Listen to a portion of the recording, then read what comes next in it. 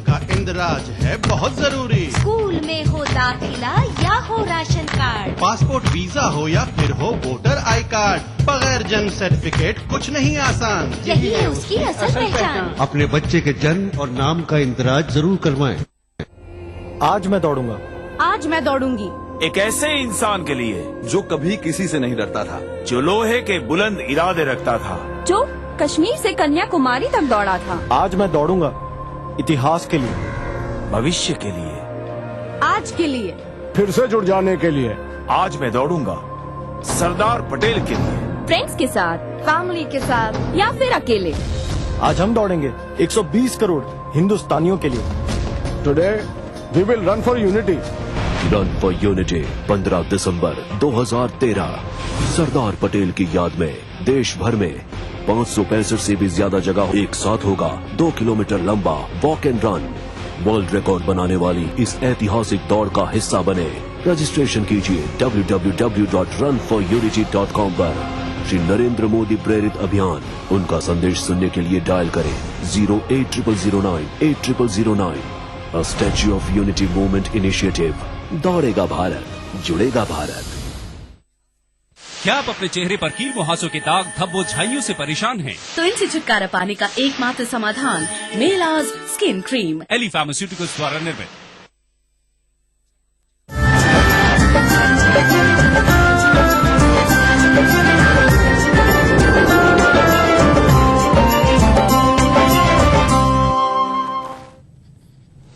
ETV Urdu news में एक बार फिर आपका खैर मकदम और आप देख रहे हैं खास बात। रिहाई मंच ने मगरबी उत्तर प्रदेश फसाद मुतासरीन से लिया जाने वाला हलफनामा वापस लेने का मुतालबा किया है। मंच ने लखनऊ में एक रोजा एहतजाजी धरना दिया। इन्होंने हुकूमत उत्तर प्रदेश को निवेश कमीशन की रिपोर्ट याद दिलाते हुए इसकी सिफारिशात को लागू करने की मांग की। वादे की हुकूमत ने पिछले असेंबली सेशन में निवेश कमीशन की रिपोर्ट को रियासती असेंबली में पेश किया था, लेकिन अभी तक इस पर अमल नहीं हो सका है।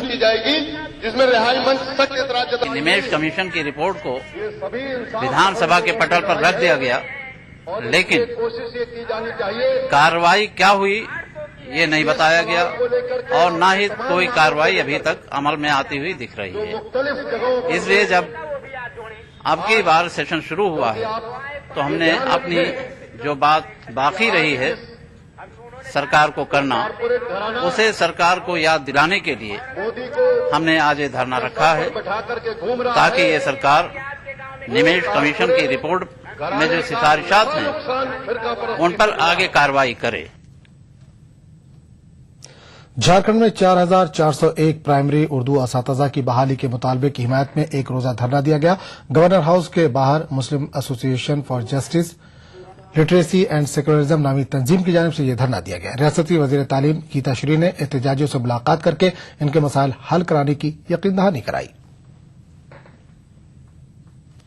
सरकार से मुतालबा ये किया गया है कि 4401 शिक्षकों की नियुक्ति जो है वो की जाए, चूंकि ये जो है उर्दू की तरक्की के लिए भी है, राज्य के कल्याण के लिए भी है और सेकुलर हुकूमत की जमायत है, तो हम वही आशा उम्मीद करते हैं कि इन चीजों पर उर्दू की तरक्की होगी, उर्दू का काम होगा।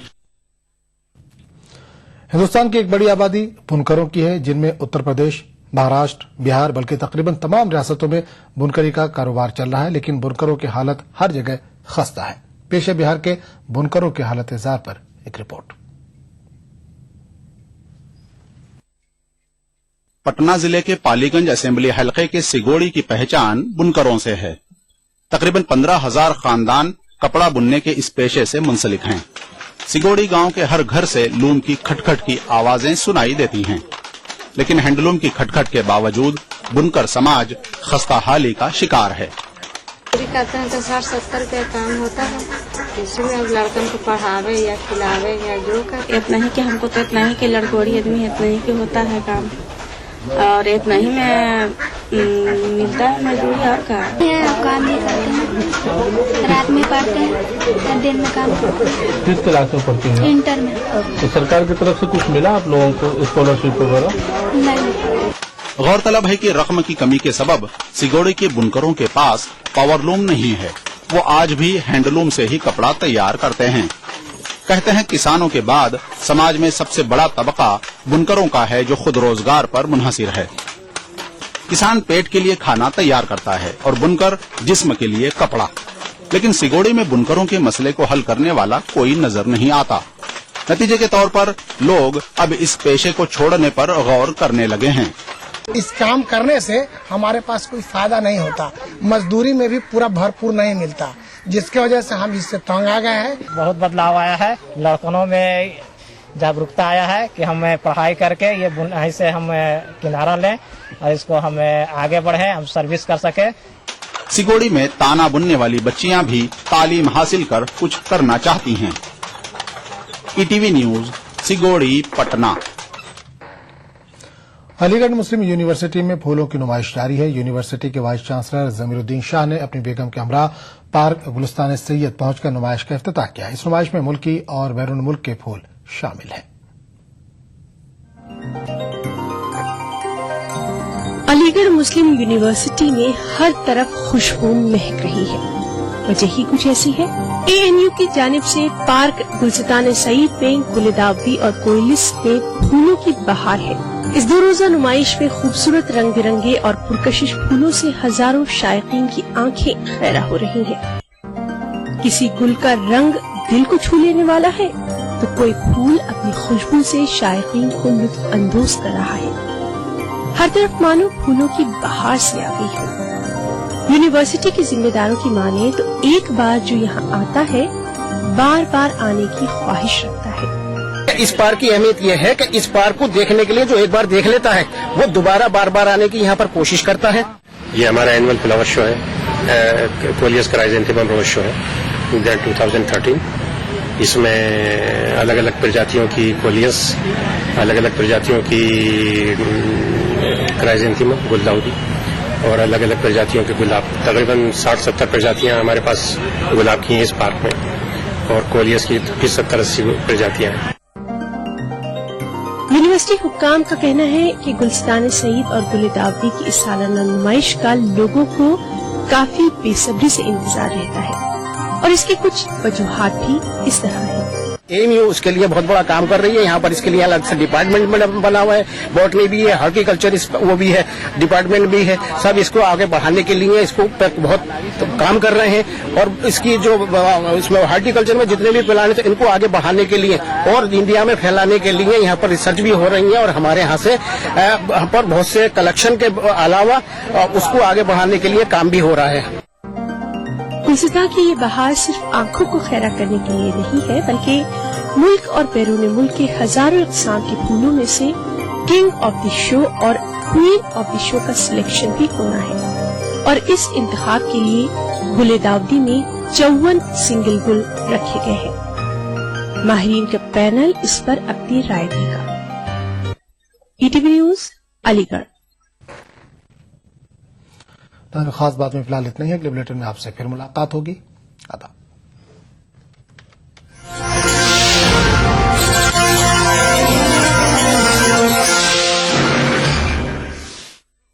खास बात को पेश करने में ताउन किया orchid residency where life comes alive. Shree ultra red oxide, Bharat का एकमात्र जंग रोधक सीमेंट।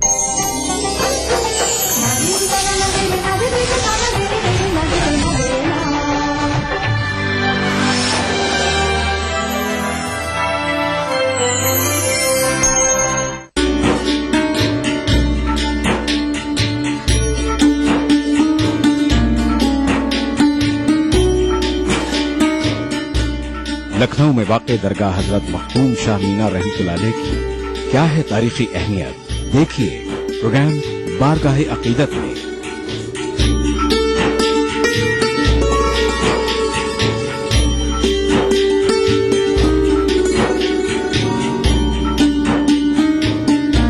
बुध की रात 8:30 बजे और जुमा दोपहर 2:30 बजे सिर्फ ईटीवी उर्दू पर। भागती दौड़ती जिंदगी में खबरों की कोई कमी नहीं, लेकिन हम आप तक पहुंचाते हैं सिर्फ वो खबरें जिसमें ना है कोई जानिबदारी ना ही सनसनी। खबर जो हर दम आपको रखे बाखबर। देखिए दिन भर की खबरों का आईना 9 PM खबरनामा ईटीवी उर्दू पर। अगला प्रोग्राम।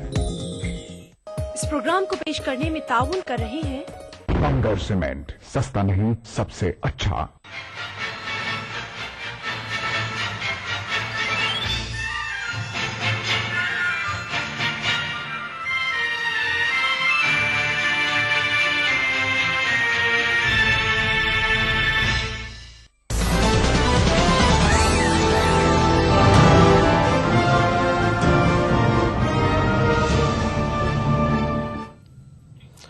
नजर ईटीवी उर्दू न्यूज में आपका खैर मकदम और आप देख रहे हैं खबर दिन भर। सबसे पहले नजर हेडलाइंस पर। एलपीजी सिलेंडर हुआ महंगा, फी सिलेंडर ₹3.46 का इजाफा। दिल्ली में हुकूमत साजी पर गैर यकीनी सूरत-हाल बरकरार, बीजेपी और आम आदमी पार्टी फिर इंतखाबात का सामना करने को तैयार। इंटर्न जिनसी हरासानी मामला, के गंगोली ने चेयरमैन के ओहदे से मुस्तफी होने के इम्कान को किया खारिज। और बरतानिया के साउथ क्राउन कोर्ट ने जीएस बरार हमला केस में सुनाया फैसला, हमलावरों को 10 से 14 बरस की सुनाई सजा।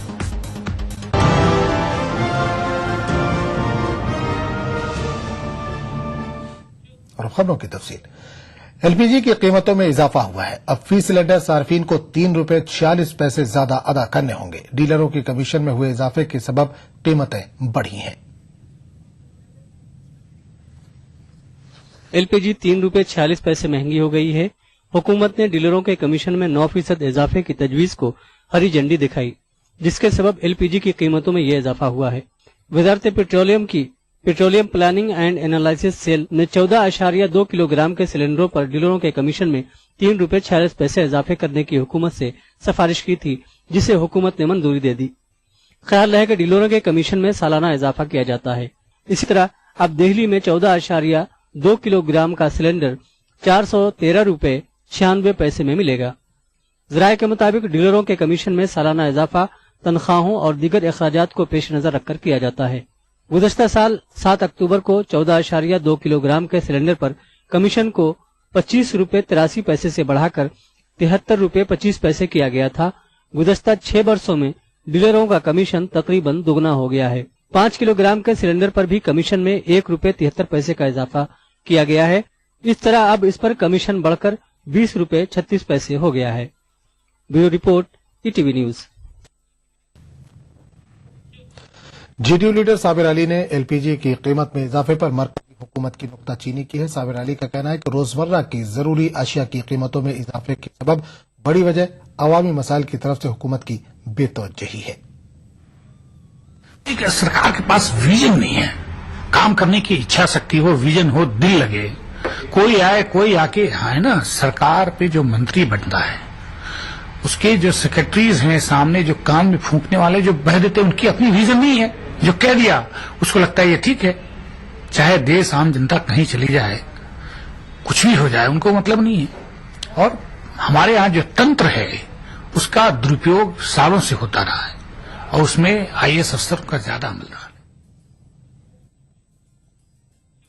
दिल्ली में हुकूमत साजी के मामले में बीजेपी हिचकिचा रही है तो आम आदमी पार्टी अपने मौकफ पर अड़ी है।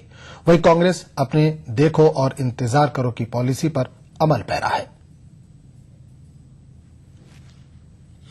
दिल्ली में बीजेपी और आम आदमी पार्टी के मौक़िफ़ में कोई तब्दीली नहीं आई है। बीजेपी हुकूमत साजी की कोशिश नहीं कर रही है। उसके मुताबिक आदाद उसके हक में नहीं है। इंतखाबात में कामयाबी हासिल करने वाले पार्टी के उम्मीदवारों की मीटिंग हुई। मीटिंग में वजारत आला के ओहदे के उम्मीदवार हर्षवर्धन को पार्टी लेजिस्लेचर का लीडर चुन लिया गया।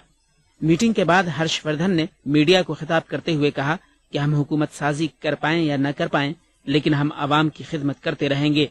उन्होंने एक बार फिर कहा कि पार्टी हुकूमत बनाने के लिए जोड़ तोड़ नहीं करेगी और पार्टी इंतखाबात के लिए तैयार है। आने वाले समय के अंदर दोबारा से इलेक्शंस की आवश्यकता भी पड़ेगी, तो उसमें भी मैं और मेरे सभी साथी पूरी तत्परता के साथ जाने के लिए तैयार हैं।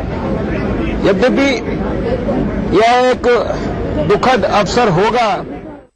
आम आदमी पार्टी भी अपने मौके पर कायम है। दिल्ली की मौजूदा सूरत हाल के पेश नजर उसकी निगाह दोबारा इंतखाबात पर है। पूरी दिल्ली का कॉन्फिडेंस आम आदमी पार्टी में जम गया है। आने वाला चुनाव में जब भी होगा वो फुल मेजोरिटी के साथ आम आदमी पार्टी आएगी। उधर कांग्रेस के 9 मुंतखब अरकान असेंबली की भी मीटिंग हुई। 8 सीटों पर सिमटी पार्टी के लिए मौजूदा सियासत में कोई बड़ा रोल दिखाई नहीं देता। ताहम शकील अहमद का कहना है कि पार्टी के कुछ सीनियर लीडर मानते हैं कि हुकूमत साजी में बाहर से हिमायत करनी चाहिए, लेकिन इस पर हतमी फैसला आला कमान का होगा। कई लोगों की राय है, हमारे जो दिल्ली के सीनियर लीडर्स हैं उनकी ये राय है कि हमको बिना शर्त बाहर से समर्थन करना चाहिए। हमने अपने विधायकों से भी बात की है और इन सबको जो हमारा शीर्ष नेतृत्व है उनके सामने रखेंगे और जो उनका निर्णय होगा वो हमारे विधायकों ने भी कहा है कि मानेंगे, हम सब लोगों को वो होगा। बहरहाल दिल्ली का सियासी मंजरनामा इंतहाई दिलचस्प है और इसके अंजाम पर मुल्क भर की निगाहें हैं। Bureau report, PTV news. Delhi के इंतखाबी नतायज की सूरत में आम आदमी पार्टी की 28 नशिस्तों पर गैर मुतवक्किल कामयाबी, कांग्रेस को अक़लियती और मुस्लिम चेहरों की बदौलत मिली 8 नशिस्तों और बीजेपी को अक्सरियत न मिलने वाले नतायज को मुस्लिम दानिशवरों ने कांग्रेस और बीजेपी के लिए सबक करार दिया है। मुस्लिम दानिशवर तबका दिल्ली के इंतखाबी नतायज को कौमी पार्टियों के लिए सबक आमूज करार दे रहा है। कौमी सियासी पार्टियों के इंतखाबी मंशूर में वही घिसे पिटे वादे किए गए थे। नुमाइंदगी के नाम पर कांग्रेस दिल्ली की 18% मुस्लिम आबादी को सिर्फ 6 टिकट दिए तो बीजेपी ने 1 टिकट पर ही तकिया किया। इसका नतीजा रिजल्ट की सूरत में सामने आया। बीजेपी के लिए ये सबक है कि दिल्ली के अंदर भी मुसलमान जो हैं वो बहैसियत मजमूई कांग्रेस के साथ गए और अकलियतें गई हैं। अगर आप देखें जो कांग्रेस के 8 MLA हैं उनमें 6 MLA अकलियतों से ताल्लुक रखते हैं। और अगर बीजेपी ने अपनी पॉलिसी और कम्युनल EDM को और मोदी की जारहाना सियासत को अपना लिए जारी रखा तो अकलियतें जो हैं उनमें वो अपनी जगह नहीं बना पाएगी। दिल्ली असेंबली इंतखाबात ने मुल्क में एक नई सियासी जमात के वजूद को दवाम बख्शा है, वो है आम आदमी पार्टी। आम आदमी के उम्मीदवारों ने जहां शीला दीक्षित का बेड़ा गर्क किया, वहीं किरण वालिया, अशोक कुमार वालिया, रमाकांत गोस्वामी और राजकुमार चौहान जैसे कदावर लीडरों को धूल चटा दी। आम आदमी ने जो बड़े शहर उनमें इस तरह की तहरीक जो है वो एक मुकाम पैदा कर सकती है, जो दिल्ली में ये साबित हुआ। लेकिन ये कि ये तहरीक जो है वो आलम हिंदुस्तान में हर जगह फैलेगी, उसमें शायद वक्त लगे। कि उन्होंने सदाकत और दयानत के जिन बड़े अखलाकी बुनियादों पर अपनी सियासी इमारत खड़ी की और कामयाबी हासिल की है, उसमें उसको बाकी रखना और उसको बनाए रखना जो है वो उनके मुस्तकबिल को तय करेगा। पिछले 15 वर्षों से बिला शिरकत गैरे दिल्ली पर हुकूमत करने वाली शीला दीक्षित हुकूमत ने मजमूई तौर पर मुसलमानों के लिए कुछ नहीं किया। चाहे असातिज़ा की तकर्रुरी का मसला हो, मुस्लिम इलाकों में ट्रांसपोर्ट, साफ पानी और पानी सीवर जैसी सहूलियात की फराहमी भी नहीं हो सकी। सच्चर कमेटी की सिफारिशात का निफाज तो दूर की बात, इन सब के बावजूद 4 मुस्लिम उम्मीदवारों की कामयाबी पर अब कांग्रेस को भी गौर करना होगा। मुसलमानों ने कांग्रेस को क्या दिया? दिल्ली में 8 सीटें आई हैं, जिसमें 4 सिर्फ और सिर्फ मुसलमानों की सीटें हैं। और जो थंपिंग मेजोरिटी से अगर आप वोट परसेंटेज देखिए तो दिल्ली में 24% वोट कांग्रेस को मिला है, जिसमें 24% में मुझे लगता है कि 18% वोट सिर्फ और सिर्फ मुसलमानों का कांग्रेस को मिला है। दानिशवरों का कहना है कि मुसलमानों और आम लोगों के ताल्लुक से कौमी पार्टियों के रवैये में अगर अभी भी कोई तब्दीली नहीं आती है तो इसका खमियाजा उन्हें भुगतने के लिए तैयार रहना चाहिए। ETV news Delhi. खबर दिन भर का सिलसिला जारी रहेगा, लेकिन एक छोटे से वक्फे के बाद। आज मैं दौड़ूंगा, आज मैं दौड़ूंगी एक ऐसे इंसान के लिए जो कभी किसी से नहीं डरता था, जो लोहे के बुलंद इरादे रखता था, जो कश्मीर से कन्याकुमारी तक दौड़ा था। आज मैं दौड़ूंगा इतिहास के लिए, भविष्य के लिए, आज के लिए, फिर से जुड़ जाने के लिए। आज मैं दौड़ूंगा सरदार पटेल के लिए, फ्रेंड्स के साथ, फैमिली के साथ या फिर अकेले।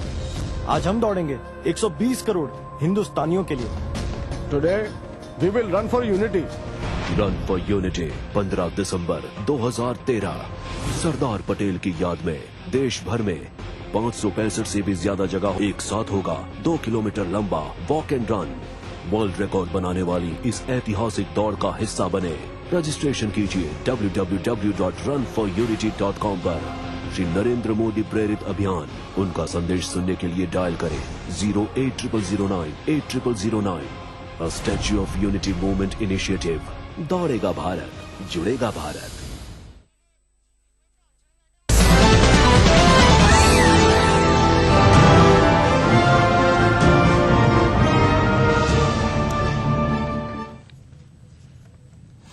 ईटीवी उर्दू न्यूज में एक बार फिर आपका खैर मकदम और आप देख रहे हैं खबर दिन भर। 2G घपले पर जेपीसी की रिपोर्ट और तेलंगाना के मामले पर बीजेपी ने आज लोकसभा में काफी हंगामा किया। पार्टी ने इस बात पर सख्त नाराजगी जताई कि बदउनवानों को बचाने वाली रिपोर्ट को लोकसभा में गलत तरीके से पेश किया गया है। लोकसभा की कार्रवाई शुरू होते ही बीजेपी अरकान ने हंगामा शुरू कर दिया, जिसके सबब कार्रवाई में रह रहकर रखना पड़ा।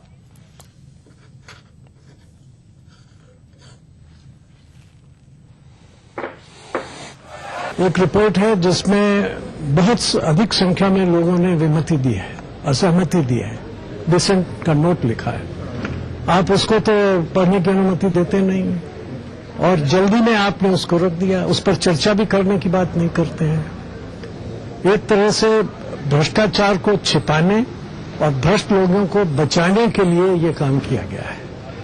और सबसे गलत बात ये थी कि कुछ सदस्य जो जेपीसी के भी सदस्य थे वो एक पॉइंट ऑफ ऑर्डर विधि का प्रश्न उठा रहे थे, वैधानिक प्रश्न उठा रहे थे, उनको बोलने नहीं दिया गया। तो ये तो संसदीय परंपराओं की भी अवहेलना है और मैं ऐसा समझता हूं कि इस प्रकार का कोई भी ऐसी परंपरा डालना वो संसद का अवमूल्यन करना होगा। पार्लियामेंट के दोनों ऐवानों में आज तेलंगाना तश्कील की मुखालफत करते हुए सीमा आंध्रा से ताल्लुक रखने वाले अरकान ने हंगामा आराई की, जिसकी वजह से दोनों ऐवानों की कार्रवाई बुरी तरह से मुतासिर हुई। लोकसभा स्पीकर ने तहरीक-ए-आदम-ए-एतमाद की नोटिस मिलने के ऐवान को इत्तला दी। हंगामा आराई की वजह से लोकसभा की कार्रवाई में खलल पड़ा। लोकसभा स्पीकर मीरा कुमार ने आज ऐवान को बताया कि उन्हें कुछ अरकान की जानिब से हुकूमत के खिलाफ तहरीक-ए-आदम-ए-एतमाद की नोटिस हासिल हुई है। लोकसभा स्पीकर ने ऐवान में शोरगुल और हंगामा आराई देखते हुए ऐवान की कार्रवाई को बुध तक के लिए मुलतवी कर दिया।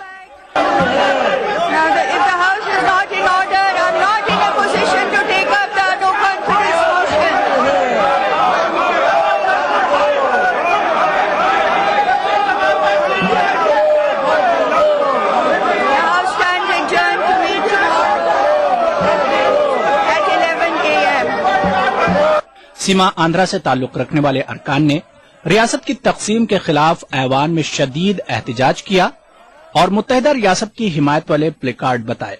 याद रहे कि सीमा आंध्रा से ताल्लुक रखने वाले कांग्रेस और तेलुगुदेशम पार्टी के अरकान ने हुकूमत के खिलाफ तहरीक-ए-आदम-ए-एतमाद का नोटिस पेश किया है। बीजेपी ने भी लोकसभा स्पीकर मीरा कुमार के खिलाफ तहरीक-ए-आदम-ए-एतमाद का फैसला किया है। ताहम बीजेपी ने यह साफ कर दिया कि वो अलहदा तेलंगाना के वादे पर पाबंद है और ऐवान में तेलंगाना के मुद्दे पर पेश की गई तहरीक-ए-आदम-ए-एतमाद की हिमायत नहीं करेगी। Bureau report, ETV news. Rajya Sabha में 2G स्पेक्ट्रम घोटाला मामले में वजीर आजम को क्लीन चिट देने पर हंगामा होने के सबब 2 मरतबा इजलास मुलतवी किया गया। वक्फा सवालात में बीजेपी, टीडीपी समेत दूसरी पार्टियों के अरकान ने भी हंगामा बर्पा करते हुए राज्यसभा की कार्रवाई चलने नहीं दी, जिसकी वजह से इजलास में मुसलसल खलल पड़ा।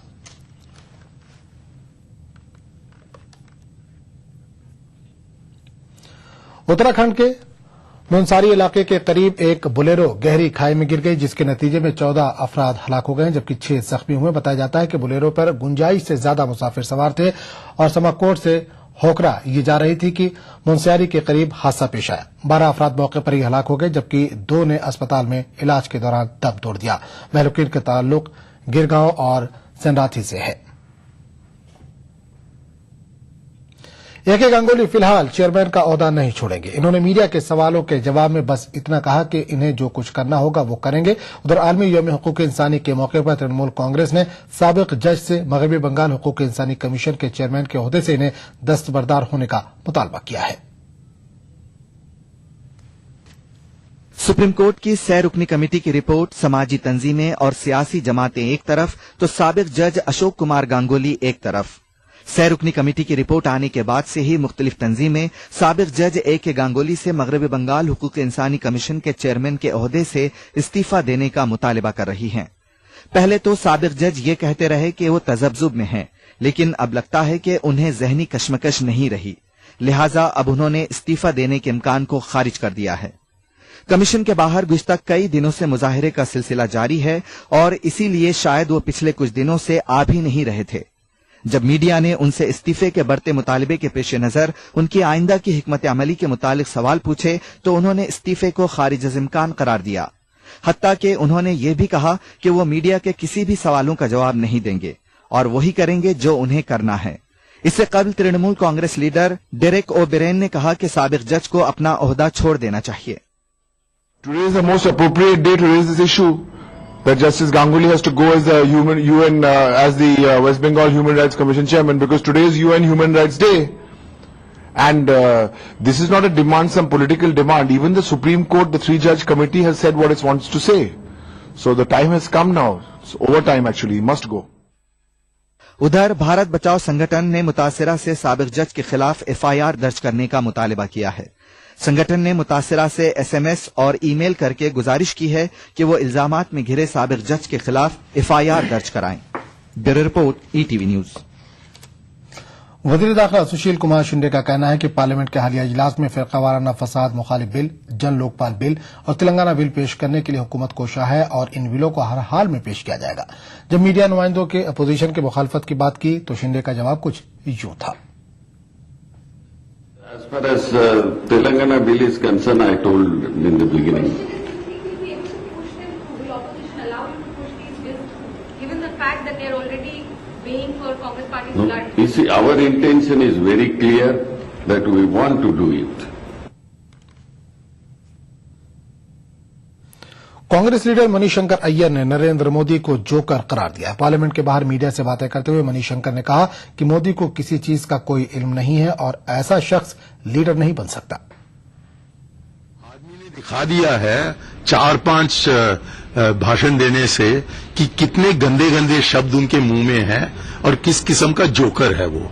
उनको न इतिहास पता है, न तो अर्थशास्त्र पता है, न तो कानून पता है, न तो संविधान पता है। जो मन में आए, जो मुंह में आए वो बोलते रहते हैं। ऐसे व्यक्ति इस बहुत ही पहुंचे हुए देश में नेता नहीं बन सकते हैं और बन भी गए तो 2-4 दिन के अंदर उनकी भी सहाय हो। नरेंद्र मोदी को मुकाबला देने के लिए कांग्रेस पार्टी की तरफ से कौन प्राइम मिनिस्टर कैंडिडेट हो सकता है? अरे हमारी 20 हैं, उनके बाद एक है। क्यों बताएं? ये कुछ लोग राहुल गांधी को प्राइम मिनिस्टर कैंडिडेट मानते हैं और कुछ लोग कांग्रेस का वाइस प्रेसिडेंट, कांग्रेस पार्टी में ही, इसलिए ये सवाल उठता है। इस सवाल का जवाब उनको भी और आपको भी तब दिया जाएगा ऐन वक्त पर, और हम तय करेंगे कि ऐन वक्त क्या है। कांग्रेस के सांसदों ने वह मजबूत लोकपाल बिल के लिए समाजी कारकुन अन्ना हजारे ने आज से भूख हड़ताल शुरू कर दी है। अन्ना इस बार अपने आबाई वतन रालेगंज सिद्दी में बेमुद्दत भूख हड़ताल पर बैठे हैं। अन्ना हजारे ने कहा कि आजादी के 66 साल के बाद भी सियासी पार्टियों ने मुल्क का मुस्तकबिल नहीं बदला है, इस वजह से अवाम को मुत्तहिद होकर ये काम करना होगा।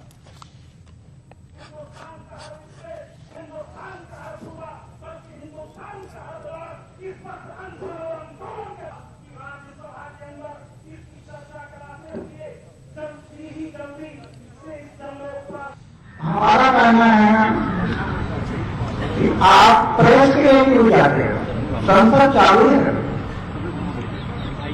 संसद में बिल लाओ। अभी तो क्या बाकी क्या है? राज्यसभा में सिर्फ चर्चा करनी है और चर्चा करने के लिए इतना समय नहीं आएगा। अगर राज्यसभा में चर्चा होती है और राज्यसभा में बिल पास होता है तो लोकसभा में एक दिन का भी काम नहीं। लोकसभा ने पहले पास किया है, अभी सिर्फ राज्यसभा में सेलेक्ट कमेटी ने थोड़ा बदलाव किया है, उतना के लिए लोकसभा में जाना पड़ेगा बस। तो ये नारायण स्वामी जी जो कह रहे हैं कि हम जन लोकपाल इसी सत्र में लाएंगे, तो हमारा कहना है कि अभी संसद चालू है, लोकपाल बिल लाइए। उधर हालिया असेंबली इंतखाबात में चारों खाने चित हुई कांग्रेस अन्ना के भूख हड़ताल से बैकफुट पर आ गई है। यूपीए की क़यादत कर रही कांग्रेस का कहना है कि हुकूमत लोकपाल बिल मंजूर कराने के ताल्लुक से संजीदा है। ये बिल लोकसभा में पहले ही मंजूर हो चुका है, उसे अब राज्यसभा